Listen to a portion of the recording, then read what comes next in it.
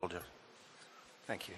I'll start again. Had this festival taken place a fortnight ago, I think the discussion that we're about to have would have been very different, but the news coverage around the bombings at the Boston Marathon have once again highlighted the complexity of making sense of a rapidly moving landscape where facts, rumours, conversations on the police scanner, and sometimes contradictory eyewitness accounts all compete for our attention. Some news organisations covering the Boston bombings tried to be as fast as Twitter, and by doing so they ended up with egg on their faces. The sheer tidal wave of information that now accompanies any news story means that Twitter's greatest strength, its speed and the direct access it gives us as journalists to a vast number of news sources, can also be its biggest weakness. So over the next 85 minutes or so, I want to examine with our panel what lessons we can learn from the coverage of the Boston bombings, and then move on to ask what are our responsibilities towards the eyewitnesses who increasingly are becoming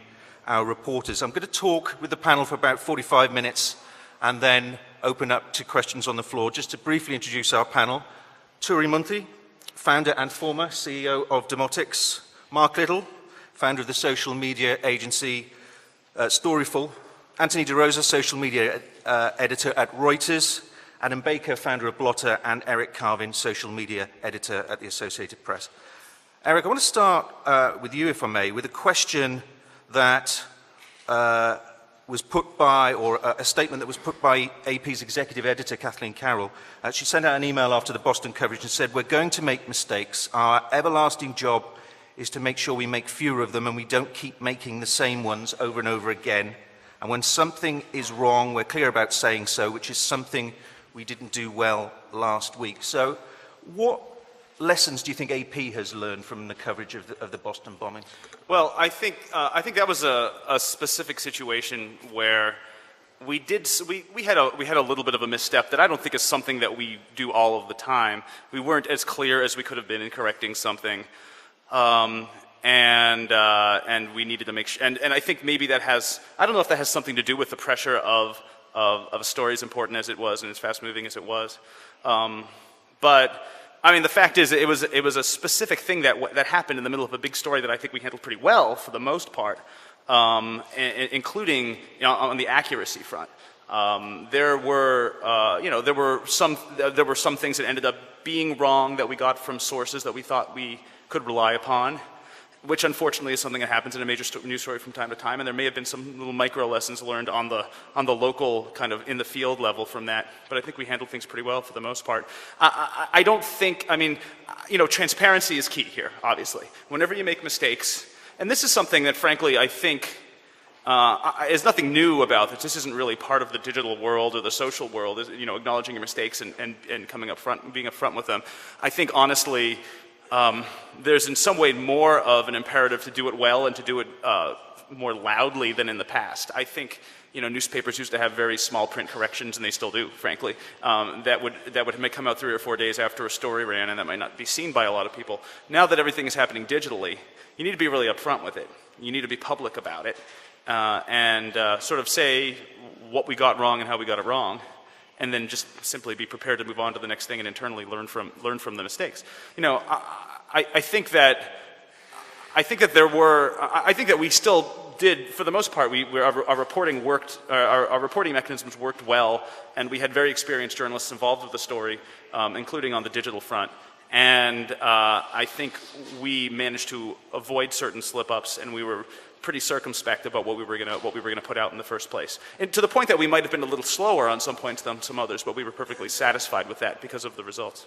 I will come back to that question of speed and whether there is a case where being slower is better, because I think that's a very important issue. But turning to your opposite number at Reuters, Anthony, apart from a very public spat with a now former Reuters colleague over the Boston bombings, what do you think Reuters learned from the Boston bombings coverage? Well, I didn't just learn this through Boston, but I feel like I've learned this over the last couple of years that I've shifted from being a technologist to someone who works in editorial, is that speed is not the most important thing, at least in what I believe that I'm doing. It's accuracy and slowing down and making sure that you're double and triple checking what you're seeing.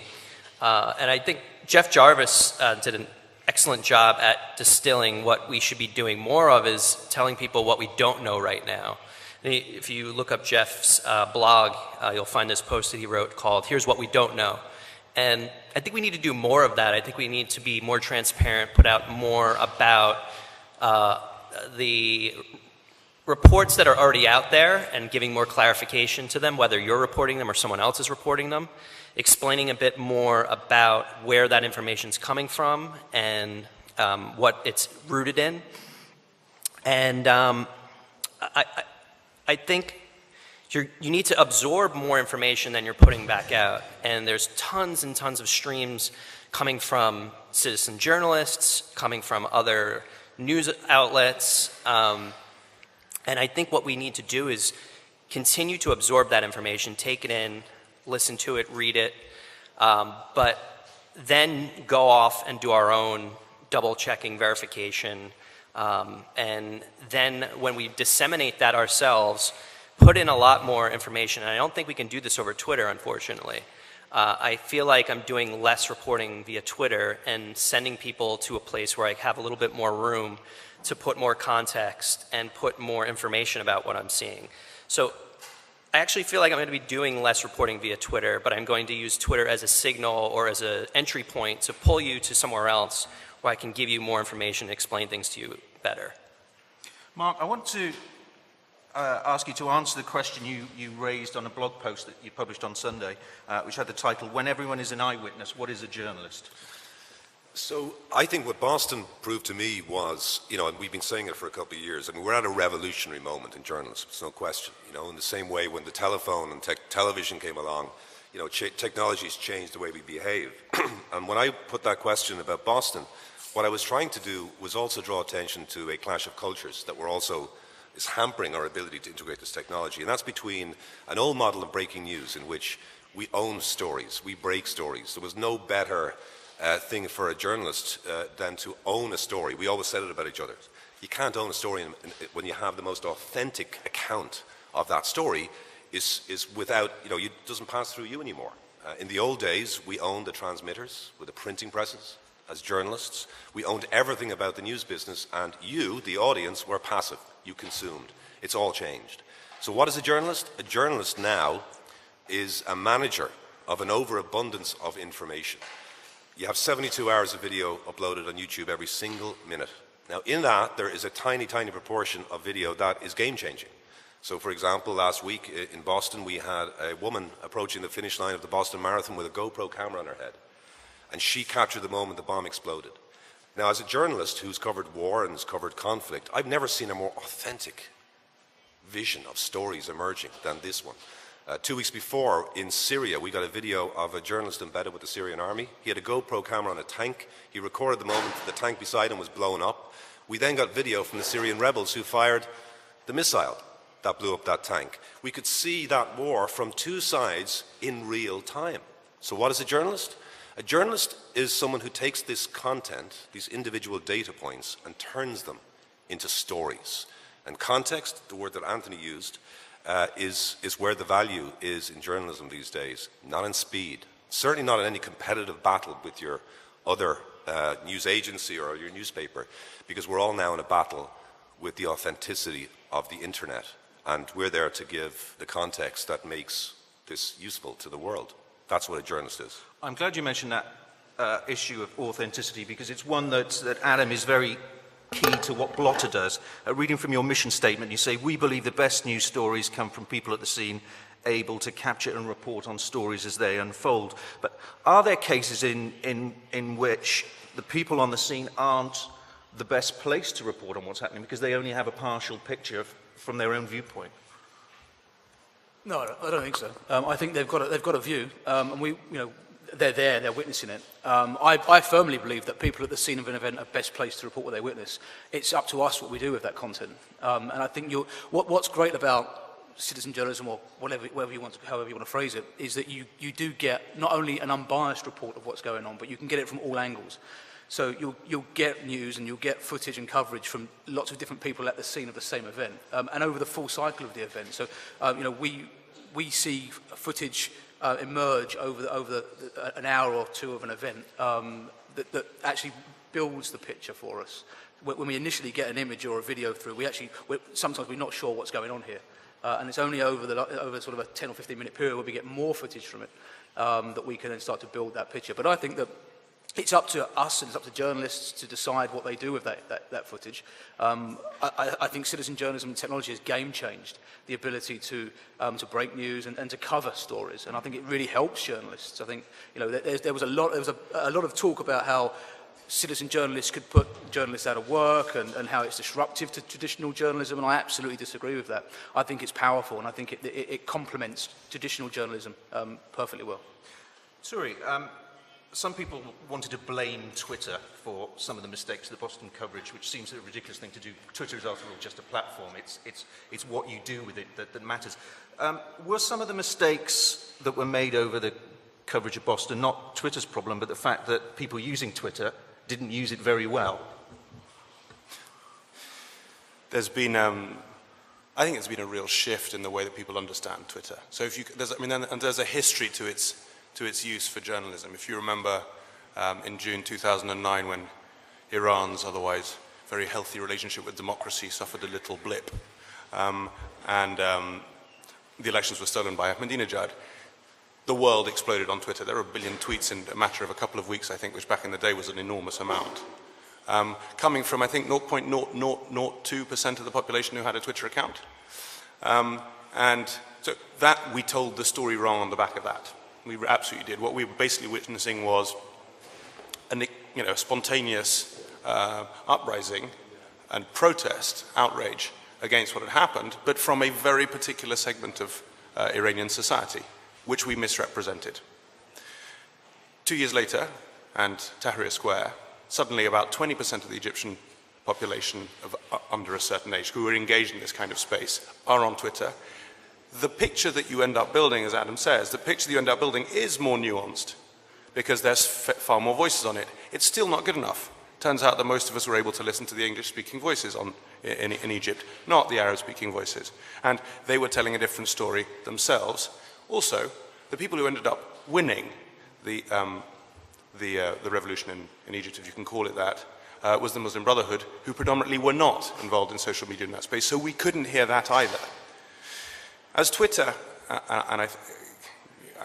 it's sort of my fundamental tool for news now, as it is for a lot of people, I think, as Twitter grows up and moves out of its child and adolescent phase in this space, and you get bigger demographics working with it, across not just language, not just class, but also entire countries, it becomes a much more useful tool, and it has grown up. Is that something you're aware of, that the storytellers that you work with on Blotter are from a certain demographic? Is that demographic shifting? No. The majority of people that contribute to us are caught up in conflict. And so they're sending reports in on what they witness. We've actually shifted our focus away from being a destination site and trying to package up the footage we receive into some kind of journalistic long-form piece, into actually providing it to news organisations and letting them package it up. And we find now that our main focus is making sure we can verify the source. And normally that source is caught up in conflict or is circumstantially at the scene of an event. Let's talk about verification very briefly. Maybe Mark, you want to pick up on that? Verification, that Adam just mentioned, absolutely key to what Storyful does and what we do as journalists, what we've always done as journalists. Yeah, and this is very important to say right now, that we're not talking about some new form of journalism. I mean, this is the old eternal values of journalism, just applied to a new platform, a new technology.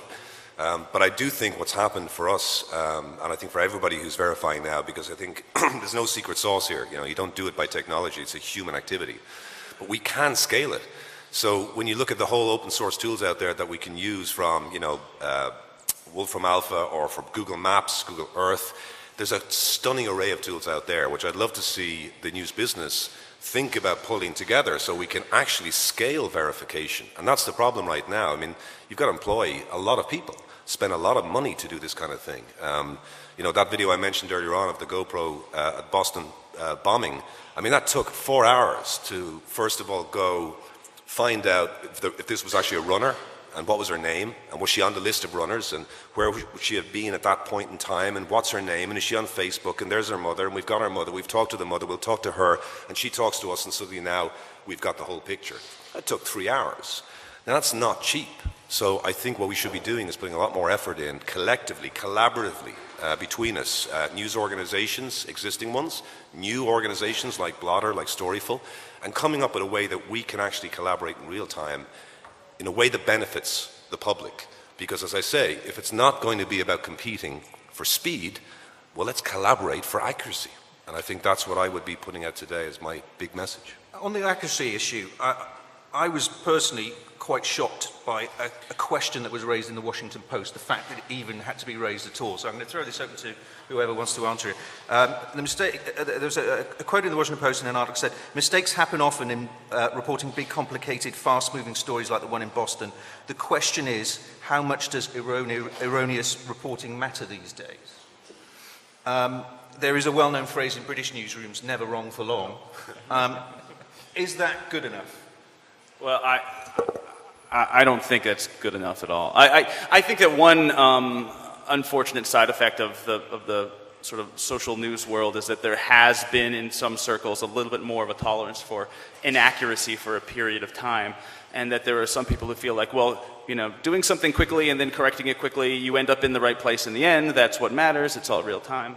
But I still find that troubling. I mean, I think the American version of that is get it first, but first get it right.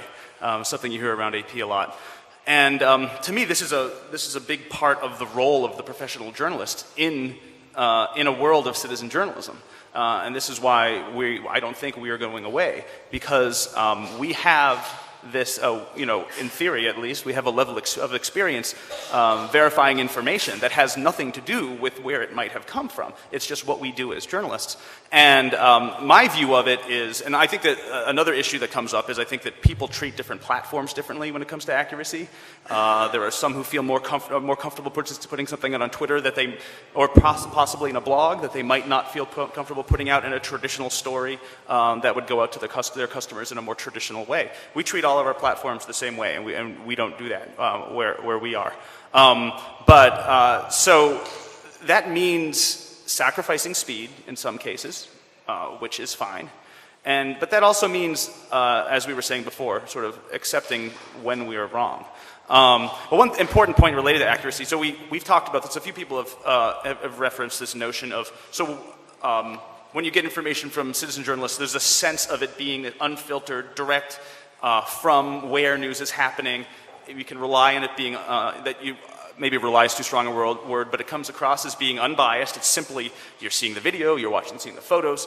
But the fact is, it's not really unbiased very often. It's not reliable a lot of the time. We do need professionals. First of all, very often user-generated content is distributed and described as something that it's not. The example that I like to give is there was a piece of video we were looking at from Syria from the early days of the conflict there that appeared to be, in fact was a gun battle in the streets of Daraa. And it was really vivid stuff, really good video, and ended up being used in various platforms by other news organizations. And it said that it was describing the current day's fighting in Daraa. And we ran it past our people in the field who looked at it. And one of our correspondents in Beirut, which is where our Syria coverage was based, because we couldn't physically be in Syria at the time.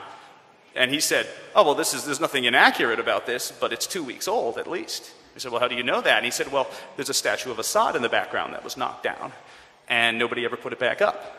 So this is the bottom line to me, and the important role of the professional journalist in this process is that when it comes to verification and accuracy, yes, we're looking for more tools, and there hopefully will be ways that those can help us with that process.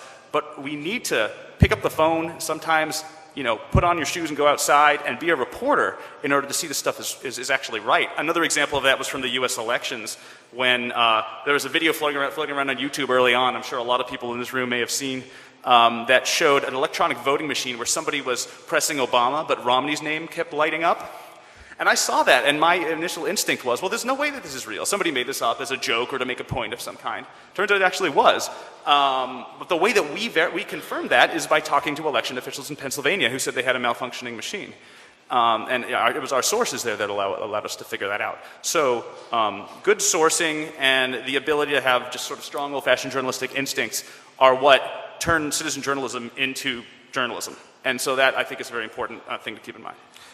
Never wrong for long, good enough. Anybody else want to pick up on that? I agree with Eric. I think there needs to be more collaboration between people who are digital natives with people who are old school journalists, because everything we do in this social news reporting world has to be rooted in all the things that we've learned from journalism from hundreds of years ago, everything that we know about going out and verifying things, talking to people who are in the field like Eric mentioned. I mean, that's where you're going to find the truth through all the noise that we're seeing through social reports, things that are coming in through citizen journalists. And Mark's agency does a great job at this because they've over time, they've accumulated sources. They know the citizen journalists that are often producing a lot of this information. They know the ones they can trust. They know the ones that they need to be a little bit wary of. And if newsrooms become better integrated and collaborate more with the people who are looking at all this content, the social content that is now becoming the stuff that goes on the nightly news, that goes on the front page of all the newspapers, if they continue to not pay attention to all these things that are popping up on social, two things are happening. A, they're not reporting accurately and properly all the things that are going on in the world because it's being transmitted through social before it is anywhere else. And two, we're missing a huge opportunity to do a better job at informing everyone by taking all the things that we've learned for so many years about how to properly vet and verify information. And unfortunately, I feel like this is very much a generational issue, that the folks who have worked in newsrooms for 30 plus years are still somewhat not ready to accept what's going on in the social world. And the people in the social world have the same problem because they look at the people who worked in newsrooms for 30 plus years and they basically look at them as the old guard and they don't want to work together with them. But that really has to change. Both generations have to really start to work together more and collaborate and learn from each other. And that very much goes to the heart of what, Mark, you said in your blog post, that people who call themselves, in inverted commas, true journalists haven't yet come up with a coherent response to the changing news environment they find themselves in. Yeah, and I think part of the reason for that is that at the moment there's kind of no financial incentive. And it's going to sound strange, a very high-minded panel to talk about business models. What we need to be doing is saying there's enough value, and more value actually, in calling bullshit on a story as there is in trying to report something quick. And in the old days, with breaking news, the failed model of breaking news, you had 24-hour coverage to sustain. One of the biggest problems about being a journalist in the field, particularly in a war zone, was you were locked to an earpiece and a camera because you were needed 24 hours a day. You didn't get to do original reporting. So I think now it's really important that we create financial incentives for news organizations, but also for citizens to actually be calling bullshit, to be pointing out when things are wrong. And to that end, I just would make a point where, I don't know if anyone else in the room feels this way, but I think citizen journalism is a horrible phrase. I think completely misplaced in many ways. Because citizen journalism is actually two different things. On the one hand, what I call the pro-ams are the motivated activists, the people who just love local politics and will sit at council meeting and report via Twitter. The people that might be freelance journalists who've been laid off by news organizations who want to come and work with Blotter or Demotics or whoever. And then there's the group of accidental witnesses, the people who commit random acts of journalism just because they happen to be somewhere at the right time and may only once in their life be a citizen journalist. Those people, and I think, Stuart, you made a very important point in your introduction saying we have a responsibility to those people. It's not just about what they can do for us. We have to provide ways that they can see value, whether that's money or credit, goes back to them, and that we protect them. And that's Storyful's big sort of mission this year is verification clearly is what we do, but this year is to create an ethical business model for user content. And I think that is going to be an absolute priority, because that's the only way this is ever going to change, is if people are making some money out of it somewhere. And I would think that's the point I would make. And we will come back to that in the second part of the discussion. Suri, you wanted to pick up?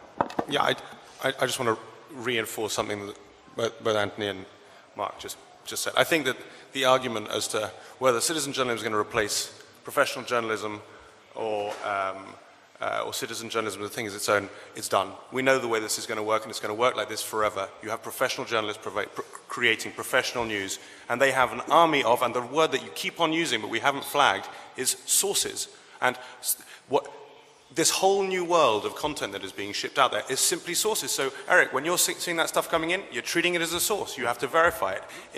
It's complicated, and it was conceptually difficult for people to deal with because it was also a piece of documentary evidence. So it was also publishable. It's also out publicly in many cases. Your sources are very public things, and that's something that makes some journalists a little uncomfortable, and you have to come up with new ways to approach that. So I think that let's scotch this conversation. We know that the model is collaborative. It's extremely good. It's done amazing things for journalism and is only going to get better. The key thing, I think, is what Mark's just flagged, which is responsibility towards those people now engaged in this news cycle. And there are the witnesses, the very occasional committers of random acts of journalism, nice phrasing. There are freelancers in their various guises where I think, and as we all know, freelance reporters, and that is where I would really like to drive this conversation from my perspective with you guys, is freelancers are ever more present in the news ecology. We saw it across the Arab so-called Spring. They continue to go into places where staff journalists who've had seen their numbers cut back can't get to. And we have a massive, as media organizations, whether we are people like Demotics or Blotter, who are financially, and mea maxi me culpa here, we financially incentivize people to put themselves in the way of all sorts of things to report on the news. Do we have a sensible protection mechanism for them when everything goes wrong? No. Big news organizations also, BBC, AP Reuters, use freelancers, and they also subsequently use non-commissioned citizen journalists or freelancers' work. Again, do we have the right support structures in place? I think the answer is categorically not. So, one, how do we deal with these new contributors and this growing army of contributors into the news cycle in a way which is ethical? And two, how can we also, and this is a separate question, remind ourselves that what you see isn't always the only truth. And I'm concerned, I've worked at a photojournalism organization for the last 5 years, that actually the news that I see, the demise of investigative journalism, the demise of long form, may be in a way culturally linked to this growing sense that we're used to seeing things to be able to validate them ourselves. Perhaps when we don't see them, when it's long form, when it's complicated, when it's deep reporting, maybe we trust it less. I wonder whether there's a conversation to be had about the culture of news storytelling. Do you want to pick up, Adam, on what Suri's just said? What duty of care do you have at Blotter for the people who are providing your content? Sure. So the answer to that is, we would never ask somebody to go out and find content for us. We wouldn't assign anything to anyone on our network and say, look, we're aware that there's something going on in Damascus and we really want footage from this. We wouldn't do that because at that point, there is a potential that we're putting people at risk. So what we do is we rely on people sending us content in, and so the news agenda is the footage we get is very much reliant on what our network is able to uncover. I think that's ducking the issue, unfortunately. I think that by creating a financial incentive for people to ship news stories through your platform, you are actually asking them to do it. Or you're in a sense contributing to their It's an interesting one, capacity too, to do so. because we trialled last year, or 18 months ago now, we trialled paying people, right? Because we actually thought that we would get more content and better content and more exclusive content. And not many people took it up because we found that we have a network now of around 300,000 people around the world that we know and we trust and have posted for us before and we've been able to verify. And we tried to find a way of making it sustainable for them. And hardly any, literally it was like 3% of our network at the time, which was around about 130,000, took us up on the offer. Because most people in our network were doing so because they wanted to expose the news or the kind of the conflict they were caught up in. They wanted people to know what was going on in the world. It was self-gratification. They wanted to be credited for it. almost always anonymously, so they would have some kind of pseudonym, but they didn't actually want paying for it. Now what we're doing, and to be fair, at the time we actually weren't getting paid for our journalism. We were making our money on adverts and we weren't making very much of that. We've now changed our strategy where we aren't really interested at all in broadcasting that news ourselves. We work with news organisations now to provide them with all of the content and the verification processes that we have to enable their newsrooms to produce better journalism. And they pay us. So we are now kicking that back on. So every time a piece of our video or an image is used, we pay the contributor. Whether they like it or not, we find a way of paying them. If they don't give us any bank details or a PayPal account, which is typically how we pay people, then we can't. But typically, we want to pay people. In terms of cash, I actually mean in terms of support. So we had a case, an absolute terrible case, about 3 months ago. One of our reporters on demotics was killed in Syria. He reported... He put a lot of his work through demotics. He also shipped into the AFP. I called up the AFP. I'm naming them here. I called up the AFP and said, we're going to try and find cash to give so that we can help bring his natural birth mother over from the US to his funeral in France. And we did. We have a relationship with a freelance organization called the Rory Peck Trust, which is a totally, this is inefficient, this is not scalable, this is all sorts of things which are wrong with it, but we nevertheless do have that relationship. I called up the AFP and said, are you guys going to do anything? And the question there was, well, maybe we'll try and do a little collection around the office. That's not the correct response. But it's very difficult, though. I mean, a lot of I'm saying it is very difficult. What I think we should be trying to talk about is how we can potentially build something absolutely, which does totally provide agree. that support. But I think it's a very difficult path because a lot of our sources, whilst we trust them because we know who they are, we actually don't know who they are. If that makes sense, right? Yeah. They're anonymous to us. So how do you help these guys? So the way that we help them, or we try to kind of we don't put them into any danger if we can help it. They're just at the scene. Either Mark's absolutely right. They are activists, or they've got an agenda. They want to report news for a certain reason, or they're just circumstantially at the event. The best rule in the world for us is that we don't ask people to do any more than they're already offering us. But we'd love to find a way of supporting them if we could. Well, let's bring in the two guys from the big boys, from AP and Reuters. I was interested, one of the things I noticed when I get my daily advisory in my inbox from Reuters about the stories that are coming up tomorrow is Reuters Syria social media cover-up. You mentioned that your Syria coverage is coming out of Beirut because you can't get in there. So how do we help the people who are helping us? Well, there are a few things. Well, first of all, we do have people in Syria sometimes now. I was talking more about last year. There are a few different issues here. I'm going to focus on probably safety primarily, since that's what the biggest concern is. So we actually have a set of guidelines that we've distributed internally about, and I'm talking primarily about amateur producers of content, not as much sort of regular freelancers, about how we interact with them surrounding dangerous or sensitive situations. And that includes, just as Adam was talking about, we never ask them to specifically to gather something that will put them in danger. And going a step further than that, we specifically tell them, we urge them to stay safe and say, do not put yourself in danger for this. Do not do that for us. And then beyond that, and this actually comes back to the issue of speed and how it balances against other factors. We'll make some very careful decisions when somebody is gathering this kind of content, on their own in a dangerous situation, where we may wait until the acute danger is past before we reach out and before we start that process. Even though it may, in some cases, put us at a little bit of a competitive disadvantage, it's the safe thing to do and the ethical thing to do for them. And frankly, they're probably more likely to interact with us in that scenario anyway. I think we're going to be more successful. And then we go beyond that to beyond dangerous situations. And this isn't always just war zones. It often is, but it also is we get a lot of amateur content related to natural disasters. And there are people who are in the middle of a hurricane who, might be thinking about going outside to take some pictures. And we'll say, we'll tell them, don't do that. Please don't do that for us or for yourself. We're mostly looking at the content that's already been produced and deciding whether there's a way we can get rights to use that. And this also applies to what we call sort of sensitive situations that aren't necessarily dangerous situations. This has come up sometimes where there's somebody after some kind of attack. Boston would be a good example of this, where there are people who have just lost a loved one. and who everybody is trying to talk to them or to a member of the family to learn more about what happened, to get a photo of the person, a piece of video that might have been around before. It's a very, very delicate situation. There have been a lot of missteps by a lot of members of the media in the past. And so we have guidelines that sort of cover that as well. And in some cases, honestly, the answer is you just don't bother them. You just don't do it.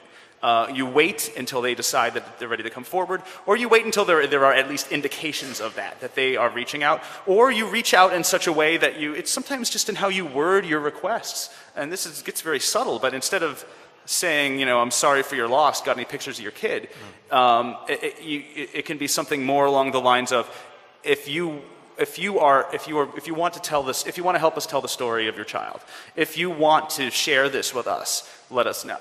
You sort of put it out there. And again, it's not as aggressively competitive, but it's more ethical. And I think, frankly, it's going to be more successful most of the time. So that's the sort of the kind of danger and safety issue of it. But then, credit is crucial. And this is something that, again, goes back before social networks even existed, because we always thought about it in terms of freelancers, that we always credit everybody who contributes any kind of content for us, and it drives us crazy when others don't, because it still is all too common. And we credit them in the way that they are comfortable being credited, as you were talking about, Adam, that they often want to be anonymous, and or want to be credited by a username as opposed to their actual name, which is something it's something that we had to adjust to a little bit, because it's not the way we would generally refer to somebody, but we do. So that's important as well. And then payment is a little bit of a whole different issue, because a lot of we have the same experience where the vast majority of people coming to us with amateur content, it wouldn't even occur to them to want money. They are just begging for us to share their story with the world. And Syria is a good example of that. And other conflict zones, there are a lot of examples of that. Frankly, a lot of the people who are trying to get us to put this content out, they're sometimes activist groups, and we have to work with them very, very carefully, and we have to another reason we have to put that all in context, because they have a point of view and they're trying to make a point. But money is the last thing on their mind. If somebody asks us for money, then as far as we're concerned, they become a freelancer, and we start that conversation. I will come back and ask a final question about money before we go to questions, but I just want Anthony to just pick up on that. Yeah, the difference with my role is that Reuters has two sides to their business. They have the agency, which sells news to our clients, the Washington Post, New York Times, etc. And then there's the consumer-facing side of Reuters, which is producing Reuters.com, and almost as another client of Reuters, taking some of the news from Reuters and then taking things from social media and other sources. And I work on that side. I work on the side where we're producing consumer-facing content. So I'm not producing content for The Wire.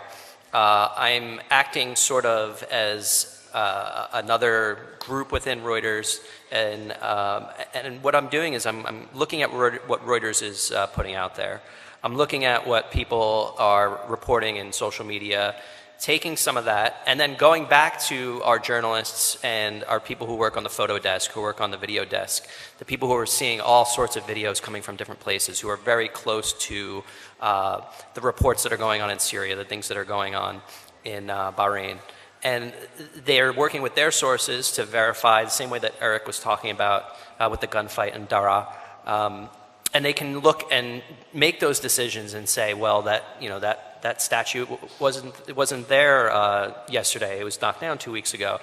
Those people can help me verify and vet the reports. In terms of people that want to be paid or people that are sending us content, it's always a different situation, just like Eric said. Some people just want to get it out there. They're not looking for any compensation. That's a very easy way for us to get content out. But again, the most important thing is that we verify that the content that they're sending us is what it purports to be. So the payment thing comes up every so often, and then oftentimes those people will become regular contributors, regular freelancers of ours, and we start to build a relationship so that we have a constant flow of video, of photos, of reports from those freelancers. We really rely on people who are native to different regions around the world. We have some people that we bring in from the US and then put them in different regions, but for the most part, Reuters really does rely on the people that live in these regions to do a majority of the reporting. And then Sorry, go on. I thought it was... So, and then the other aspect of this is that also working with Mark at Storyful, because sometimes we want a second set of eyes. Sometimes we want someone outside of our newsroom to give us what their take is on something and what they're seeing. So oftentimes I'll reach out to Mark and his team and I'll say, hey, we're seeing this video or we're seeing this photo. What do you guys know about it? Do you have any additional information? So we really try to collaborate outside of our newsroom. And the fact that we are a separate part of Reuters that kind of lives off in its own little world, we are able to be a little more collaborative and bring in different sources. You know, I'll even go out to the AP. I'll see what the AP is reporting. We pull in tweets from the AP sometimes. Sometimes the AP has something that Reuters doesn't have. We don't care. We'll pull that report in, and we want to, you know, we want to be the beacon for all news. We don't want to be just the beacon for Reuters news. And as long as we can verify and make sure that it's correct, we want to pull in all those different sources. Related to what you were saying about establishing kind of regular sources, I think that's an important point, that applies to amateur content as well in a lot of cases. And that's something that can be, you were talking, speaking of time, can be a real time saver in some cases. We have, Syria is a good example, where there are some regular sources of content that we may get video from time to time. So what we do is we establish contact with them. We learn who they are to the best of our ability. We at least feel like there's a baseline of standards there. We're always going to have to verify every single piece of content from them to make sure it actually is what it claims to be. But at least we know we're at a decent starting point. And importantly, we also, in most cases, will get blanket permission to use any of their content without having to bother with that. So we don't have to worry about the legal side of it because we've been given sort of permanent permission to use any content coming from that particular source. Let's think of it as the Perugia Manifesto, right? This is the day that perhaps what we do, right, is we stop talking and we start thinking about action points that we can start with today. And the first thing I would say, and I don't want to blow smoke up these gentlemen's behinds here, but I've worked with obviously Anthony for years, I know Eric for years. These guys are the gold standard, right, when it comes to verification, contact, credit, all those things. But a lot of people in the media business do a bloody awful job of crediting people who create journalism, and I'm talking about that second category. So have you ever seen, and this is my first action point, whenever you see a TV station, TV broadcast the words credit YouTube, right? Which is like credit telephone, right? Awful. Internet, you know, web, right? Turn off that television. A person right? on the phone. Person on the phone, right? Yeah. If you see a newspaper saying credit Twitter, don't buy the newspaper, right? The second thing I would say is that we need to also remember that there's a great joy and beauty in storytelling in this area now. So we have an example last week where we had a man who witnessed the West Texas explosion from his car. You remember the explosion, the terrible explosion? We talked to him. We managed his video because we have a relation with YouTube where we manage videos. We don't get money out of it. What we do is we insist that man gets a credit. We handle any press queries about the man. We also, in the end of the day, found this incredible story behind this guy, you know, and his kids are in the car with him. And so he goes on television, talks about it, and suddenly this piece of content becomes an incredible story. And I just think that's what, you know, we talk a lot about sort of responsibilities and money, but that's really in the end of the day where the value is to be able to see citizen journalism as so multi-layered and rich. And we are the people, the storytellers professionally, who take those people, work with them, and make them sing, you know? I mean, make these things. That was the first thing I was said, my first front page story when I was a newspaper reporter was make it sing. And I just think right now, if we do it right, does it basically come down to a very simple credit where it's due? No, it's more than that. It's about actually practical things as well, as I say. So for example, in YouTube, if you have a piece of video that's of a disaster, you don't get advertising revenue out of that because YouTube says disaster, we're not going to make money out of this. But if someone robs that video, puts it up on their own channel, they get advertising, right? So we're working with YouTube to try and stop that, to make sure that doesn't happen. And so it's more than credit. It's about saying what practical steps can we make to put that individual who got that story, the source, front and center. And it's about a whole series of incentives financially to do a credit, but it's much bigger simply than credit, I think. Mark Little's Perugia Declaration will be on the Storyful blog this evening, I hope. Well, no, it's 140 characters, so like, it has to be. It's a good place to go for questions. Let's sorry, Anthony. Before we move on, I wonder if there's going to be a change where we start to see freelancers and people who are the primary capturers of this content to start to hold back some stuff because they want to be compensated. They realize that they're putting out a lot of this stuff out there for other people to take, and maybe they get credit for it. Maybe someone properly credits them. But I think as we're moving towards this age where it's almost everything's digital, everything's being done through social networks, Are they going to start to pull back a little bit more? Well, what I'd like to see is that they do, you know. I think that some people should actually get money where at the moment they just are happy for credit. So we'd like to see, for example, in YouTube, we manage videos that, you know, get millions of views and we give money back to the uploader because of a system that YouTube have. But let's say an action point would maybe, let's say, you know, you guys, we could sign up to the idea that we'll create a public service license, right, for certain really important content where let's list all the things we'd like to give to the uploader. So definitely credit. The ability to archive in the future. So, you know, the first 72 hours when you get an iconic image or video, you want it out there, and we as journalists don't want to have restrictions on that. But, you know, that's valuable content in the long term. So should that person get the ability to make money in 72 hours? Things like this, these are issues. And I think this year, if I could appeal to my colleagues here and to all of you guys, is let's work on the definition of that public service license. It has to be more sophisticated than Creative Commons, because there's a lot more issues involved in it. But let's see if we can develop that. And I mean, sorry if we'll be putting an idea out there in a few weeks' time about this, but I'd love if we could kind of crowdsource, to use that horrible phrase, the elements of a contract between a citizen who witnesses something and all the organizations that will then use that video. And I think if we could come out of 2013 with that, that would be a major step forward. Good action plan. Let's go to the floor and questions.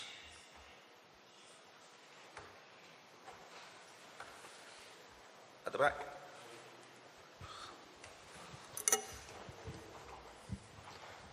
Thanks, guys. It's been a great panel. I had a question for you, which is, do you think there's a place for building tools? So it seems to me, we just produced a tool where the idea is to actually see software as the new hardware.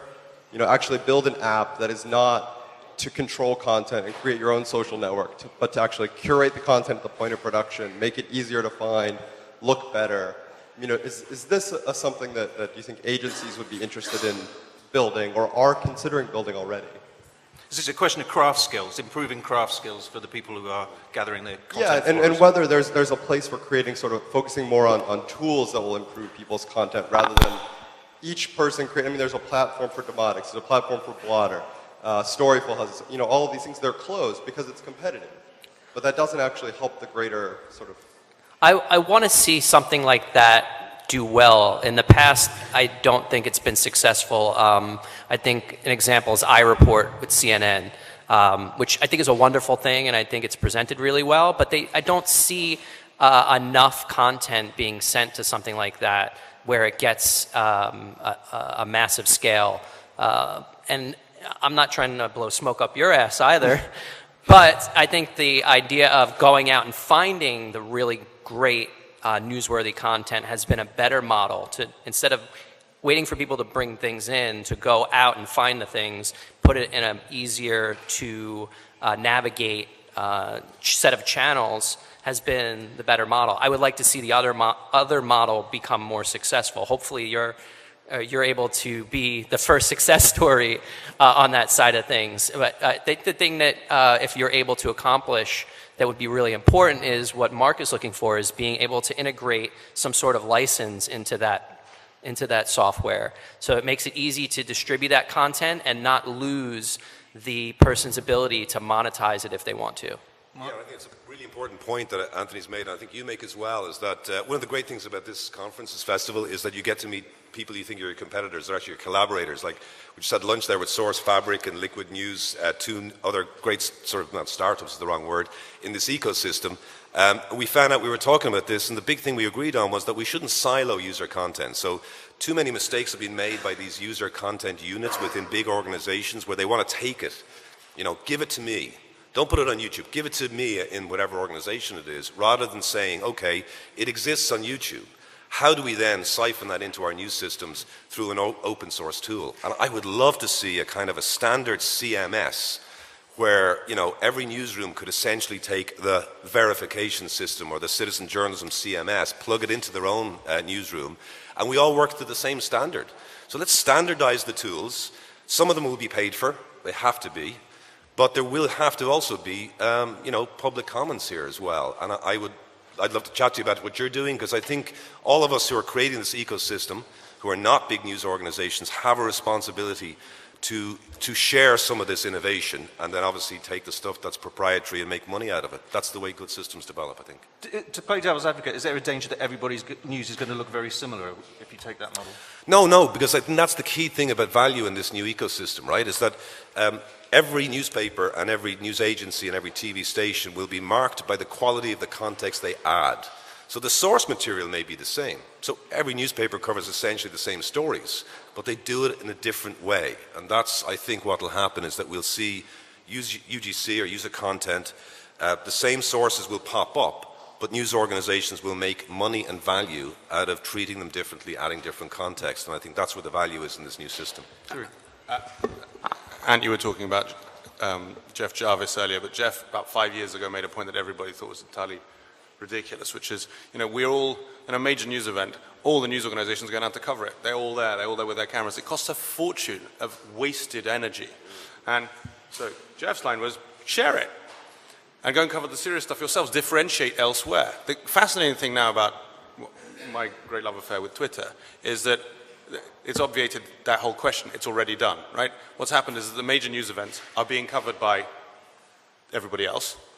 You absolutely rightly describe value as being added by context. But what it does eventually in this pared down news environment is it forces news organizations to think of the stuff that they do really well, which is potentially the long form, it is the investigative, is everything else. So actually... Or they just shave it off the bottom line and get rid of the people who were doing that before. Yeah, which would be a pity. Yeah, but remember, one of the reasons I did what I'm doing now is I remember being in Afghanistan covering in Kandahar, and I couldn't move outside the guest house I was in to talk to people. And if I did get out there, and I used to disguise ourselves to get out, we did it through a fixer who translated for us.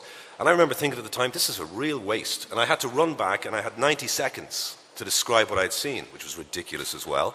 And I thought to myself, what if I didn't have to worry about getting to my satellite feed point? What if I didn't have to worry about the breaking news aspect of my job? What if I could just go out there for days and embed myself in that community? And on my screen, I could see all the chatter around and all the user content that was surrounding it. And what I basically did with Storyful was I built what I would have liked as a foreign correspondent. The ability to take all the breaking news content and say, someone else is taking care of that. Someone else is monitoring the chatter. I'm going to do the long form. I'm going to do the in-depth and investigative stuff that I can't do because I'm locked on this bloody hotel roof, feeding the same thing again and again. And the dirty secret, by the way, is you're on the phone to your people back in my case, Dublin, saying, what are Reuters and AP reporting about where I am? And I know that sounds ridiculous, but that happens, And then you suddenly have someone jumping up, putting on their bulletproof vest because they see an explosion happen behind them, do a piece to camera. It's so unnatural and inauthentic that sometimes when people talk about the old days, it makes me want to vomit. There's a lot of...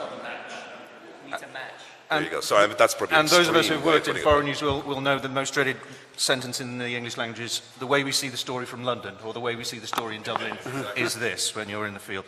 Brian Connolly is the person who asked that question. Small World News is his organisation. Storymaker is the platform, and I'm sure he'd be happy to talk to you. Let's take some more questions. No questions. Okay, we'll go... right there. Oh, sorry.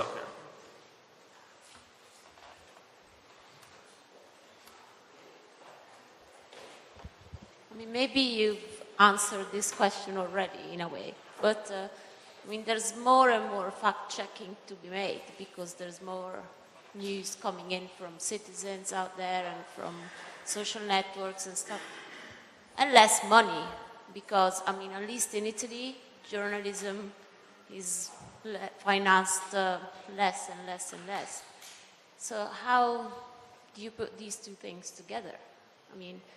In Italy, even web magazines and newspapers have trouble finding advertising. So, do you see a danger in this? Journalists being encouraged by the fact that they're paid very little, being encouraged to just take for granted news coming from citizen journalism or social media rather than checking them.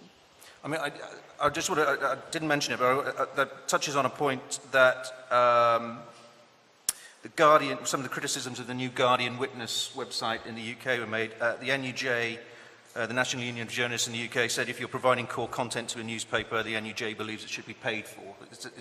Is there a danger that news organisations strapped for cash see citizen journalism, call it what you will, social journalism, as a chance to get something for nothing? Well, we say witnessing? Witnessing? Yeah. Witnessing. Witnesses. Let's say witnessing rather than citizen Nice one. journalists. Let's add that to the That's cool. declaration. Yeah, so the declaration I think we should have staff journalists. Let's cut the word professional out of this because professionalism is a sliding scale of talent and dedication. So staff journalists, freelancers, and witnesses. And I think that my sense of a lot of the tools that Brian was talking about, many of the core contributors to Adam's blotter, your regular contributors out of Syria, they sit on this sliding scale. They perhaps start as the witness and then move as they improve. They become freelancers in this grey space. So any tools that you can use to improve them, that they can learn to improve their work, should be obviously lauded. I think also one point I would make this, doing what we do is cheaper now than it ever has been. So, I remember going to Iraq in 2003, we spent €9,000 in excess baggage just for equipment for a two-person team. It wasn't just Ryanair doing it, but it was basically, we were actually paying a lot of money to transport all this gear, and now, with a tablet and a couple of extra bits and pieces, I could do the same job. So there's a lot of money being saved in reporting the world these days. I would say that that's not recognized as one of the benefits of citizen journalism, as we call it. The second thing as well, I would say, is that there are ways of monetizing that are emerging that I think we should pay attention to. I think watch what happens on YouTube with its advertising model. It's going to be very interesting at ways they raise advertising rates, so that if you do a piece of video that gets 10,000 views, you get more than 15 cents. And I think there's going to be ways that'll happen. I would like to see, again, I wish all my colleagues success in these platforms that reward people for doing good journalism. And I think hyperlocal is going to be really interesting. I would love to see networks of motivated activists covering city politics and finding ways to get money back in their hands as well. So I think too much time and energy is put into pointless debates about old versus new. New media is media. And we just got to work out the tools and the action points and the principles that are going to underpin the new business model. So I share your fear, but I would also say let's all together share determination to try and answer those questions, because they're not rocket science.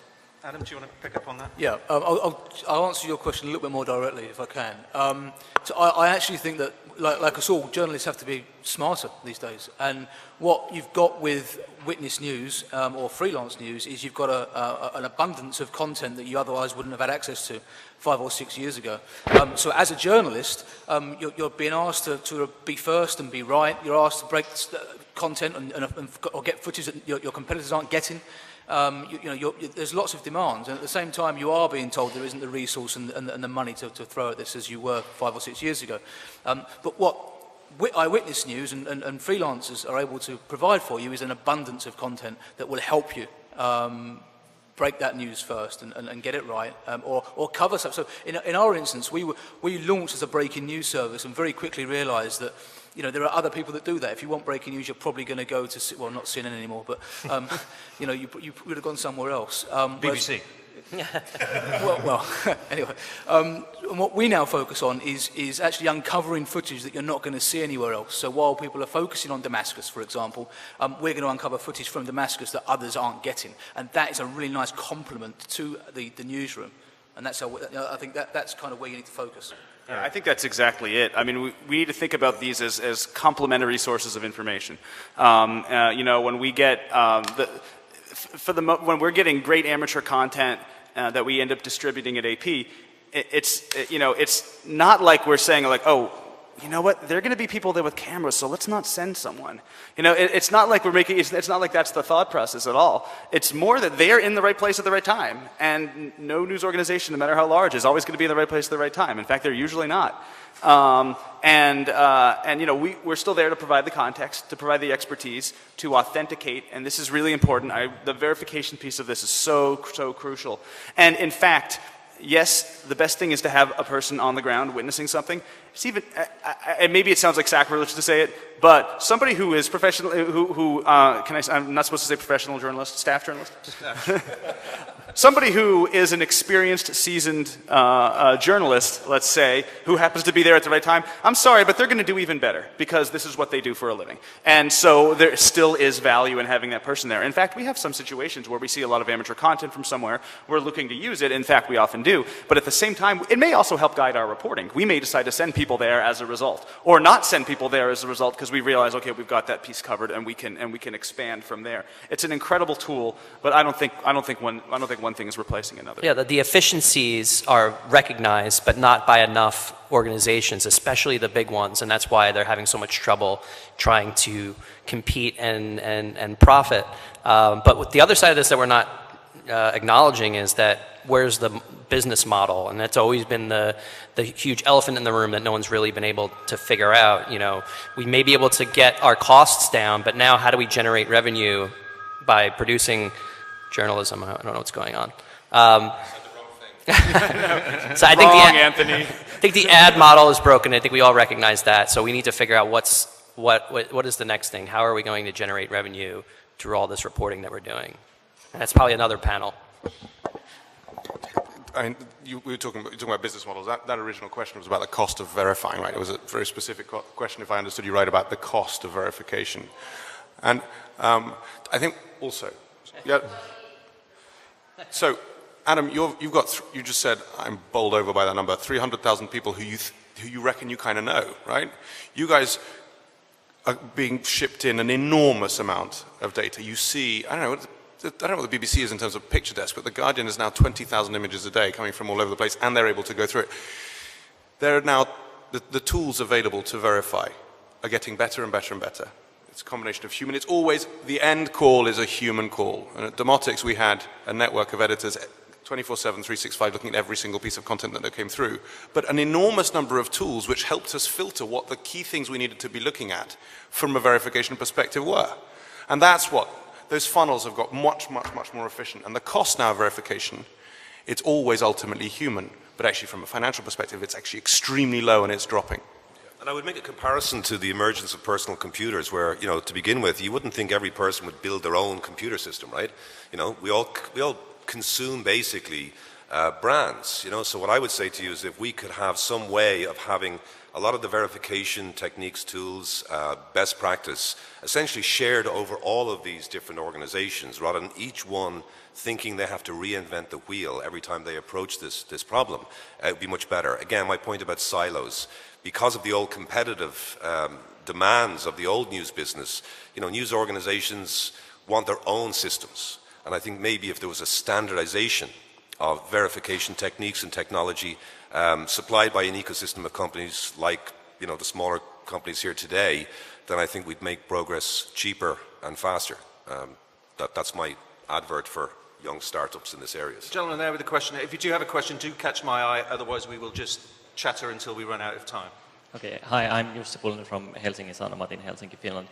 I was just wanted to ask you sort of described an ecosystem where you have like a lot of citizen sources and then like a professional layer of journalism there verifying it.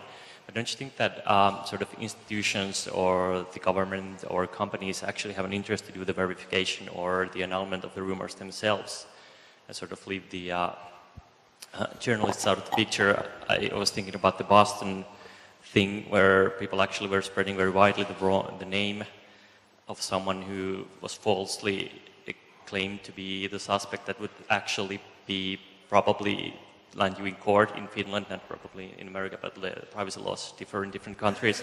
But anyway, don't you think the police in this situation actually had the sort of, it would have been in their interest to directly say that the information is false? And couldn't you extrapolate this to a lot of situations actually of similar nature where false information of any kind is spreading through the social web? I think we're seeing more of that. And Boston in particular, you saw the Boston police, you saw the Boston FBI.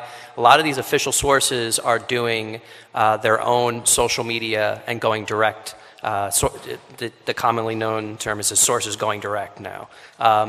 And I think in more events, you're going to see exactly what happened with Boston. They didn't jump on the name that was being floated out there. And they may have done that for another reason. Maybe they didn't want to have that name float out there even further by even acknowledging that it was there. And that's another thing that we have to recognize. When do we jump in and recognize that there's a wrong piece of information, not giving it more credit than it should, but is it already out there so far that we want to knock it down?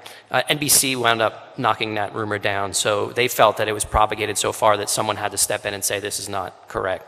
But going back to what you were saying, I do think that we're going to see, official sources doing a lot more direct reporting via social networks, because that's where people are directing their attention more and more instead of going to traditional news sources. Do you sense that that's something that large institutions are very good at doing it, or is that still in its infancy? I think it depends on the institution, where it's located, how technologically savvy they are. I think it's probably easier in large metropolitan areas where they're probably a little more digital savvy. That may not always be the case. Sometimes there are small towns that, are very, very digital savvy. And before I even go to look for sources, non-traditional sources, I'm trying not to use citizen journalists anymore.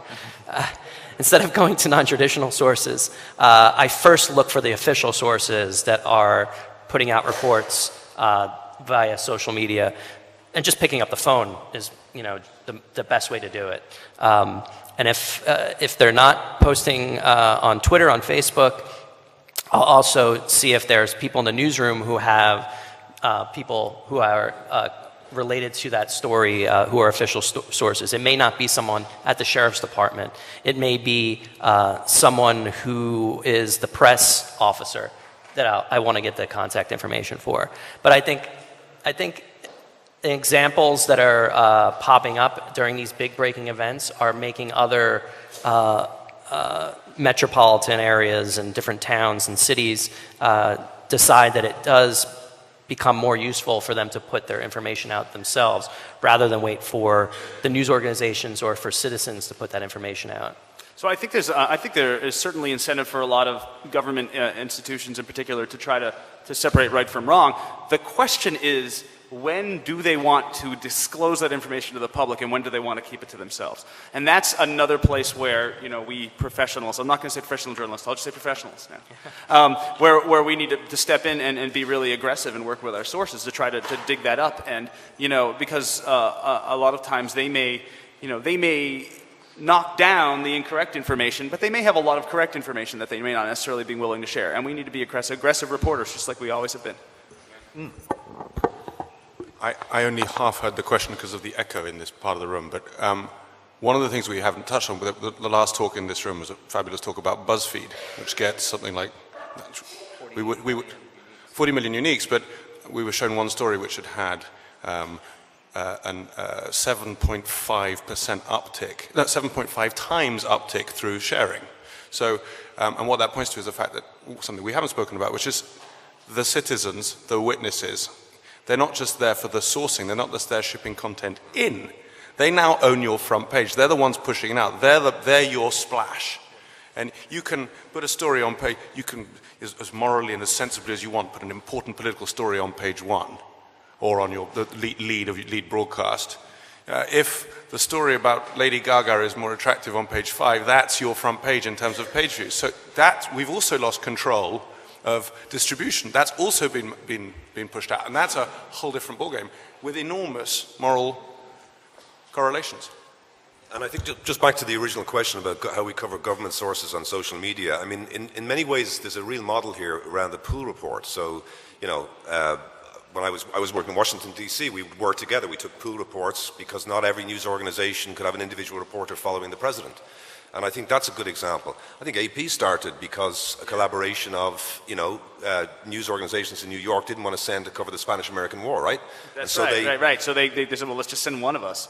It was a very simple notion at the time, and, we'll send it back by telegram, and a few days later we can... So how about this, and adding this to the declaration, right? Could we have a chat room? Is there a way, for example, because you guys can't go out and say, hey, it's Anthony or Eric here, do you think this video is right or wrong, or is this fact right or wrong? Because you guys have got a reputational damage immediately. That happens. But if you could step into a room together and say, like when the account was hacked last week, the AP account, listen guys, don't believe a word that's said from here on in with the account, or, if there could be a chat room where we could get together and assess things like the scanner information. The only way to do that right now is to say it publicly on Twitter, but what if we had a sort of professional, I don't know what to call them now that we're disputing every language. I take it all back. What if we could have a chat room? Like, we use Yammer internally in our company, which is a network that allows you to, like almost in a Facebook feed, share information privately. And I think that could be a big way of doing it, that we'd have almost a pool system. Eric and Anthony, if you went to your bosses and said, we're talking to each other all the time and collaborating on stories, is that an idea that would fly, or would they say, don't be so ridiculous, they're the competition? It's easier for me to do because I don't work for the agency side of the business. So I would be perfectly happy to work with Eric on something like that. I think Eric's business and AP is more, well, I'll let you speak for yourself, but I think they're more rooted in the agency model, where I'm off on the consumer model. Yeah, I think the answer to that would probably be no. Being perfectly honest. And yeah, it is different. I mean, we do have a little bit of a consumer presence in our app and in our social presence, but by and large, we are wholesalers of news. And it's important to remember, we are collectively owned by American newspapers and broadcasters, and ultimately, that's who our board is, and so we need to keep that into consideration. And so it's important for us to. So we need to be competitive with those who, with Reuters and with AFP and Bloomberg and CNN and everybody else, and so that I think that probably honestly wouldn't fly, But there might be, there might be aspects of it too. There are times when we have, when conversations have taken place behind the scenes. A good example of this is when, and this is a situation where we probably would talk to Reuters, and maybe even have in the past, if there is a journalist who is in some kind of danger, if they've been kidnapped, it's a situation where because of the details of the situation, we don't want it to be reported yet. There might be a conversation that might happen along back channels saying, look, you're going to hear new reports about this. And there's almost, it's almost sort of an unwritten code that, that we're all going to work together and communicate together to make sure that the decisions are made so that this person is not endangered in any way. So that's a very extreme example. So I don't know if we could wiggle in the way of toward a sort of normal day-to-day journalism. But if you went to your bosses and say, okay, we're going to collaborate with Reuters, AFP, whoever it may be, and the end result will be better for AP by collaborating, then surely they benefit in the end. Yeah, it's an interesting question. I'll bring it up. I'll bring it up when I get back to New York. We'll come back with our notes next year on that. Eric Carvin, the soon-to-be former social media editor of AP. Before I ask a final question, if we've got any more questions in the room, we'll take them. Otherwise, I'll just ask a final question. Anybody? No? Oh, gentleman on the left there. Just wait for the microphone, if you would.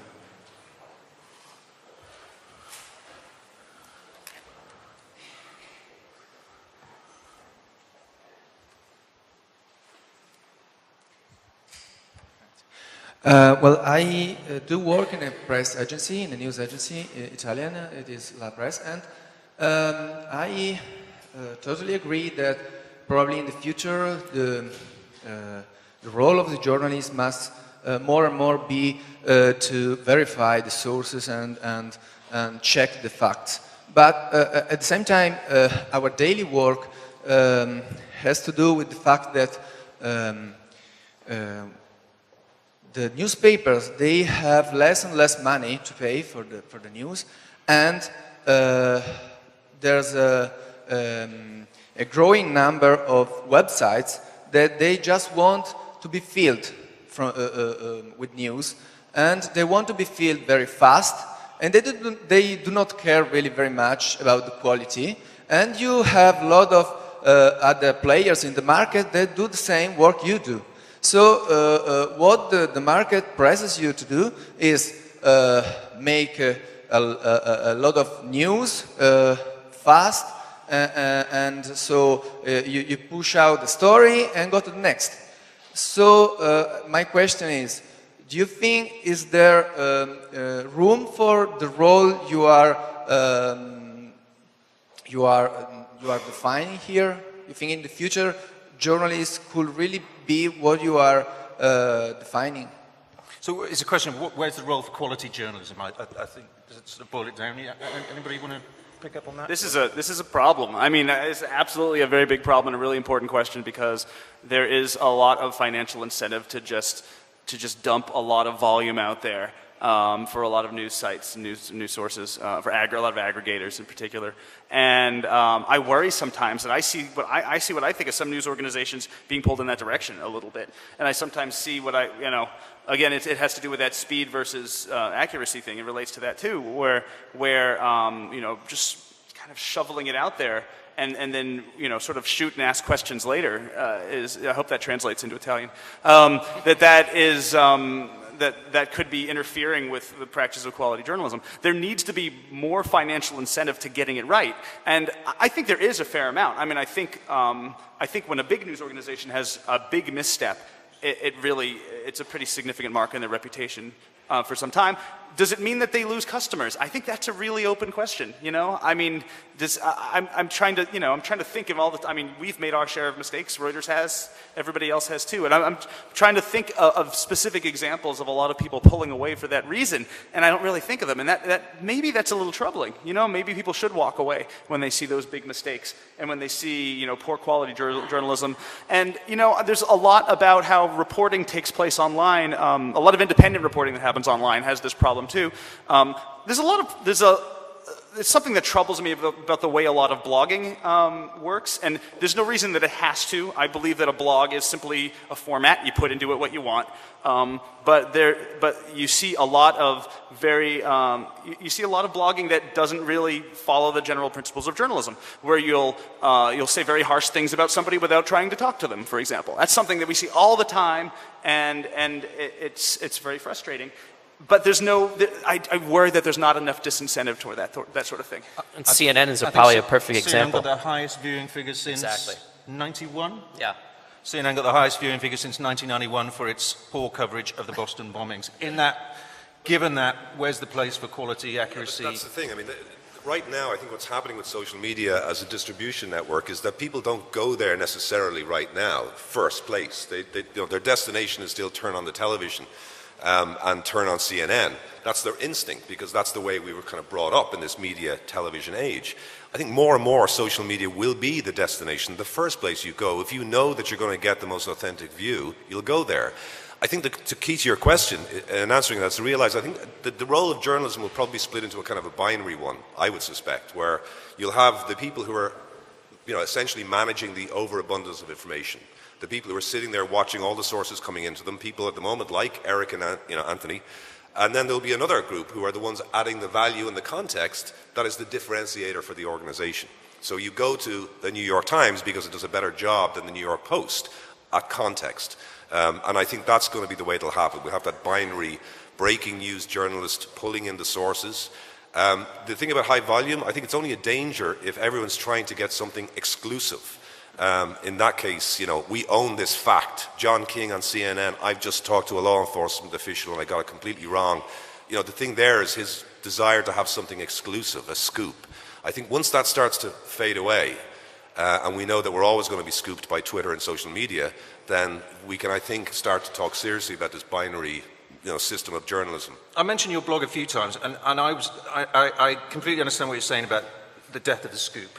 Do you honestly, as a journalist who's worked in social media and in traditional media, do you honestly think the day will come where journalists are not going to want to scoop their rivals? No, I mean, anyone talking in extremes about black or white when it comes to these issues and the evolution of of journalism is wrong. I'm not saying that at all. What I am saying is this. Someone made a point to me that they were in Boston on the day of the bombing, and they were literally on 5 a.m. watching what was happening on Twitter, and they went to get the newspaper USA Today, which looked like it was from weeks before, And that contrast between what social media can provide and journalists native to social media and the old ways of breaking scoops is making, frankly, for my daughter's generation, she's 8 years old and starting to become aware of news, she's not going to turn on the television ever again in breaking news scenario.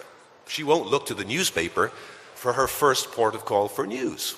Now, hopefully she'll turn on TV and newspapers to get context, but let's realize that, generationally CNN might still be the draw today. I don't think that's going to be the case for my daughter when she's growing up. I think it depends on who the audience is. Who gets the news first is important to people who are working as traders or people who who use the Bloomberg terminal or the Reuters terminal, that speed is very important to those type of consumers. I think the general news consumer, if you polled someone on the street and asked them who broke a story, I would bet you 9 times out of 10 they wouldn't know who broke a certain story. So for the general news consumer, I don't think it's as important. When you're selling news to someone who's making money off that news, it is very important how quickly you can get that news out and if you can beat your competitors at it. I have actually wondered for a long time if anybody has ever cared who reported something first, regardless of whether we're in the social digital world here. And I think for us, there actually always has been value, and this is probably true for the other side of Reuters too, because our customers are news organizations, and so, you know, when they decide whether they want to be customers, they want to see that they're getting material from us quickly. But I think I think it's true to an extent, as Mark's saying. I think the scoop is going to become less relevant less of the time. You know, it'll be relevant less of the time. But I think maybe there will just be more of a shift that's already happening now, where the scoop is going to be the great investigative piece. It's going to be the one where you're putting the work in for days or weeks or even months, and then not only, you know, instead of being able to just say, well, we got this 2 minutes before our competitors, you can say, we got the story and nobody else will ever report it other than to try to follow it up tomorrow once they can start sourcing up. I completely agree, completely. I'm talking about a scoop in the context of breaking news, but, right. you know, breaking Watergate, that's a scoop I want to see continued forever. Yeah. Yes. So, Sorry, do you want to pick up? And I back that up. I agree with you 100%, and I hope that that happens too. So that's a hope and agreement, which is a perfect combination. You're getting soft in your old age. I think the key point is also there's not going to be any financial incentive anymore for this scoop business because it's already out there. If that whole business has been taken over by social, and we are our daughter's generation, mine's 6 years old because you're older than me. Is going to be getting, when a breaking news event happens, they'll hear it because their Facebook will pop or their Twitter will pop or it'll be something else in 20 years' time. That has no more value because you've just said something which nobody has ever been able to understand, is that we talk in a very closed shop almost all our lives to journalists about journalism. And we did this for years with Twitter. I'm sure you guys, you know, were culpable of this terribly. You get all your news from Twitter, which means everybody else gets all their news from Twitter. You talk to anybody who's still in the TV business, and they'll say, no, everybody still gets their news from television. And we have to be reminded of this. But that shift will happen. And when people go to Twitter to see a breaking news event, there's no source. There's just the data. There's just that 140 characters. It doesn't matter to them, and there's no value to it because everybody's repeating it. So the only financial value is in the other stuff. And that's a fabulous situation. There's one other exception that is important to remember, which is that when news breaks, it's not always something that happens publicly. There is breaking news that happens behind the scenes, behind closed doors, and that's where you still, as a professional journalist, can still really make your mark. When you break news, it's not always an investigative piece. It's just when you did a good job developing your sources, and then you get word of something first that did not happen publicly. I think there's still some value of that. But again, in the long run, is the average person going to care who broke it? Probably not. I think Slate gave some good advice after the Boston Marathon coverage where they said you'd be better off turning off your television, unplugging your PC and going in cleaning your gutters and picking up a newspaper the next day to find out what had happened in Boston. I mean, we're all in the news business. We're there because we love news, but actually I found myself in some ways agreeing with that sentiment that we're just following this stuff too closely now. Do we need to back off a little and just say... I mean, I find myself having a real battle every day thinking, you know, I'm getting so ADHD, you know, I'm like, it's all coming at me and I do get tired and sometimes on a Saturday I'll just read a book and just turn off Twitter. On a Kindle or... No, actually physically luxuriate in the kind of feel of it. But I think one of the interesting things for me is the journalists I admire greatly, and I wrote that blog post about a guy called Ernie Pyle, who was a war correspondent in the Second World War. And the great strength of his reporting was that he would take these small little details that other people had missed. In the case of Normandy, the Normandy landings, where he saw the bodies floating in the water. He didn't really describe them directly. What he said was, there's jellyfish among them, and in the middle is a 4-leaf clover. You know, good luck, hell yes. And it's the most evocative thing. I'm transported right there through his eyes, and that was 60 years ago. It still stands the test of time. That for me is the scoop, you know, when a journalist, taking a few days to consider a situation, comes up with an observation or a detail that someone else has missed that then defines the story forevermore.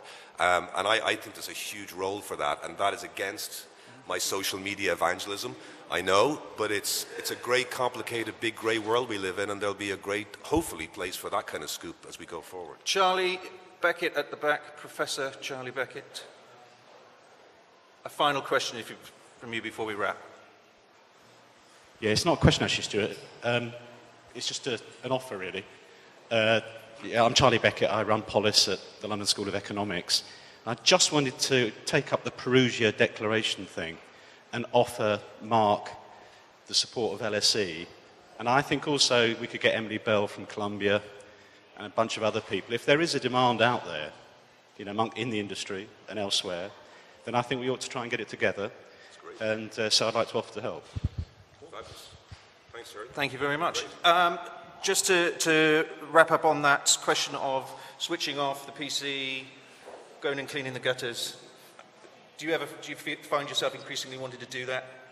I do all the time. I mean, you know, one thing that's funny is that the day of the explosions in Boston, I may have tweeted once that day. You know, I mean, this is not a good example quite of what you're talking about, but it's very important for us not to be so obsessed with our, you know, connections to these social networks and an output standpoint that we aren't doing our jobs. But yeah, I mean, honestly, I've got an 11-month-old myself, so when I'm not working, I sometimes forget where I work for stretches of time, and I think there's incredible value of that, and I think you come back a better journalist too. Yeah, what I try to do is I'm not off the grid completely when a big story like that is happening, but I have over time decided to slow down the number of updates that I put out and do a little bit more backtrack, check what I'm seeing, listen more, and only put things out when I feel comfortable enough with all the sourcing and the verification that I've done. And like I said earlier, I'm doing less updates through social media, and I'm going back to our website and doing things like live blogging, or we call it live coverage. For whatever reason, people don't like the term live blogging. We do live coverage on our site, and we take our time and we pull in more context around the things that we're seeing. So we'll see things on social media, we'll absorb it, we'll call our sources, we'll do all the verification, and then we'll give you a little bit more context and a better and more thoughtful version of what you're seeing on social media with the resources that we have. We're out of time. You have been privileged to witness the birth of the Perugia Declaration, soon to be the most important document in the history of social journalism. It's not very often I get the chance to quote Charles de Gaulle at journalism conferences, but he said, "Nothing more enhances authority than silence." And if there's one thing maybe we've learned from the discussion today and from the coverage of the Boston bombings, is that amid the deafening noise, sometimes it's better to just keep your mouth shut sometimes. So please, thank you for your contributions, and please join me in thanking our panel.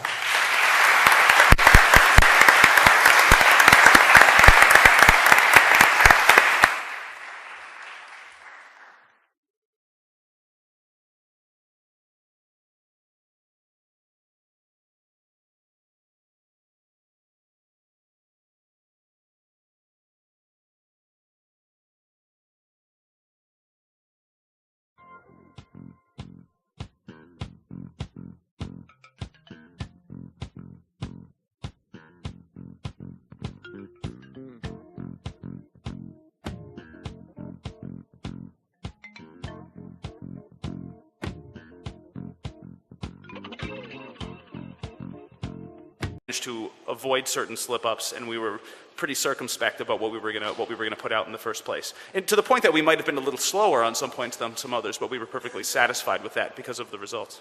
I will come back to that question of speed and whether there is a case when being slower is better, because I think that's a very important issue. But turning to your opposite number at Reuters, Anthony, apart from a very public spat with a now former Reuters colleague over the Boston bombings, what do you think Reuters learned from the Boston bombings coverage? Well, I didn't just learn this through Boston, but I feel like I've learned this over the last couple of years that I've shifted from being a technologist to someone who works in editorial, is that speed is not the most important thing, at least in what I believe that I'm doing. It's accuracy and slowing down and making sure that you're double and triple checking what you're seeing. And I think Jeff Jarvis did an excellent job at distilling what we should be doing more of, is telling people what we don't know right now. If you look up Jeff's blog, you'll find this post that he wrote called "Here's What We Don't Know." And I think we need to do more of that. I think we need to be more transparent, put out more about the reports that are already out there and giving more clarification to them, whether you're reporting them or someone else is reporting them, explaining a bit more about where that information is coming from and what it's rooted in. And I think you need to absorb more information than you're putting back out. And there's tons and tons of streams coming from citizen journalists, coming from other news outlets. And I think what we need to do is continue to absorb that information, take it in, listen to it, read it, but then go off and do our own double-checking verification. And then when we disseminate that ourselves, put in a lot more information. And I don't think we can do this over Twitter, unfortunately. I feel like I'm doing less reporting via Twitter and sending people to a place where I have a little bit more room to put more context and put more information about what I'm seeing. So I actually feel like I'm going to be doing less reporting via Twitter, but I'm going to use Twitter as a signal or as an entry point to pull you to somewhere else where I can give you more information and explain things to you better. Mark, I want to ask you to answer the question you raised on a blog post that you published on Sunday, which had the title, "When Everyone is an Eyewitness, What is a Journalist?" So I think what Boston proved to me was, and we've been saying it for a couple of years, we're at a revolutionary moment in journalism, it's no question. In the same way when the telephone and television came along, technology's changed the way we behave. And when I put that question about Boston, what I was trying to do was also draw attention to a clash of cultures that is hampering our ability to integrate this technology. And that's between an old model of breaking news in which we own stories, we break stories. There was no better thing for a journalist than to own a story. We always said it about each other. You can't own a story when you have the most authentic account of that story is without, it doesn't pass through you anymore. In the old days, we owned the transmitters with the printing presses. As journalists, we owned everything about the news business, and you, the audience, were passive. You consumed. It's all changed. So what is a journalist? A journalist now is a manager of an overabundance of information. You have 72 hours of video uploaded on YouTube every single minute. Now, in that, there is a tiny, tiny proportion of video that is game-changing. So, for example, last week in Boston, we had a woman approaching the finish line of the Boston Marathon with a GoPro camera on her head. And she captured the moment the bomb exploded. Now, as a journalist who's covered war and has covered conflict, I've never seen a more authentic vision of stories emerging than this one. 2 weeks before, in Syria, we got a video of a journalist embedded with the Syrian army. He had a GoPro camera on a tank. He recorded the moment the tank beside him was blown up. We then got video from the Syrian rebels who fired the missile that blew up that tank. We could see that war from two sides in real time. So what is a journalist? A journalist is someone who takes this content, these individual data points, and turns them into stories. And context, the word that Anthony used, is where the value is in journalism these days, not in speed. Certainly not in any competitive battle with your other news agency or your newspaper, because we're all now in a battle with the authenticity of the internet. And we're there to give the context that makes this useful to the world. That's what a journalist is. I'm glad you mentioned that issue of authenticity, because it's one that Adam is very key to what Blotter does. Reading from your mission statement, you say, "We believe the best news stories come from people at the scene able to capture and report on stories as they unfold." But are there cases in which the people on the scene aren't the best place to report on what's happening because they only have a partial picture from their own viewpoint? No, I don't think so. I think they've got a view, and they're there, they're witnessing it. I firmly believe that people at the scene of an event are best placed to report what they witness. It's up to us what we do with that content. And I think what's great about citizen journalism, or however you want to phrase it, is that you do get not only an unbiased report of what's going on, but you can get it from all angles. So you'll get news and you'll get footage and coverage from lots of different people at the scene of the same event, and over the full cycle of the event. So we see footage emerge over an hour or two of an event that actually builds the picture for us. When we initially get an image or a video through, sometimes we're not sure what's going on here. And it's only over sort of a 10 or 15 minute period where we get more footage from it that we can then start to build that picture. But I think that it's up to us and it's up to journalists to decide what they do with that footage. I think citizen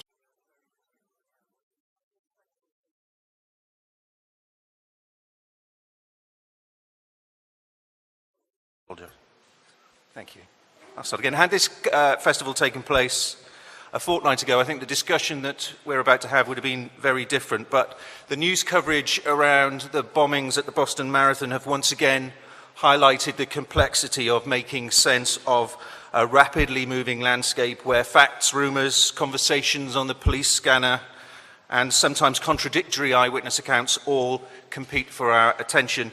Some news organisations covering the Boston bombings tried to be as fast as Twitter, and by doing so they ended up with egg on their faces. The sheer tidal wave of information that now accompanies any news story means that Twitter's greatest strength, its speed and the direct access it gives us as journalists to a vast number of news sources, can also be its biggest weakness. So over the next 85 minutes or so, I want to examine with our panel what lessons we can learn from the coverage of the Boston bombings, and then move on to ask what are our responsibilities towards the eyewitnesses who increasingly are becoming our reporters. I'm going to talk with the panel for about 45 minutes and then open up to questions on the floor. Just to briefly introduce our panel: Turi Munthi, founder and former CEO of Demotics; Mark Little, founder of the social media agency Storyful; Anthony DeRosa, social media editor at Reuters; Adam Baker, founder of Blotter; and Eric Carvin, social media editor at the Associated Press. Eric, I want to start with you, if I may, with a question that was put by, or a statement that was put by AP's executive editor, Kathleen Carroll. She sent out an email after the Boston coverage and said, "We're going to make mistakes. Our everlasting job is to make sure we make fewer of them and we don't keep making the same ones over and over again. And when something is wrong, we're clear about saying so, which is something we didn't do well last week." So what lessons do you think AP has learned from the coverage of the Boston bombing? Well, I think that was a specific situation where we had a little bit of a misstep that I don't think is something that we do all of the time. We weren't as clear as we could have been in correcting something, and we needed to make sure. And I think maybe that has, I don't know if that has something to do with the pressure of a story as important as it was and as fast moving as it was, but. I mean, the fact is, it was a specific thing that happened in the middle of a big story that I think we handled pretty well for the most part, including on the accuracy front. There were some things that ended up being wrong that we got from sources that we thought we could rely upon, which unfortunately is something that happens in a major news story from time to time, and there may have been some little micro lessons learned on the local, kind of in the field level from that, but I think we handled things pretty well for the most part. I don't think, I mean, transparency is key here, obviously. Whenever you make mistakes, and this is something that frankly I think is nothing new about this. This isn't really part of the digital world or the social world, acknowledging your mistakes and coming up front and being upfront with them. I think honestly, there's in some way more of an imperative to do it well and to do it more loudly than in the past. I think newspapers used to have very small print corrections, and they still do, frankly, that would come out 3 or 4 days after a story ran, and that might not be seen by a lot of people. Now that everything is happening digitally, you need to be really upfront with it. You need to be public about it, and sort of say what we got wrong and how we got it wrong, and then just simply be prepared to move on to the next thing and internally learn from the mistakes. I think that we still did, for the most part, our reporting worked, our reporting mechanisms worked well, and we had very experienced journalists involved with the story, including on the digital front. And I think we managed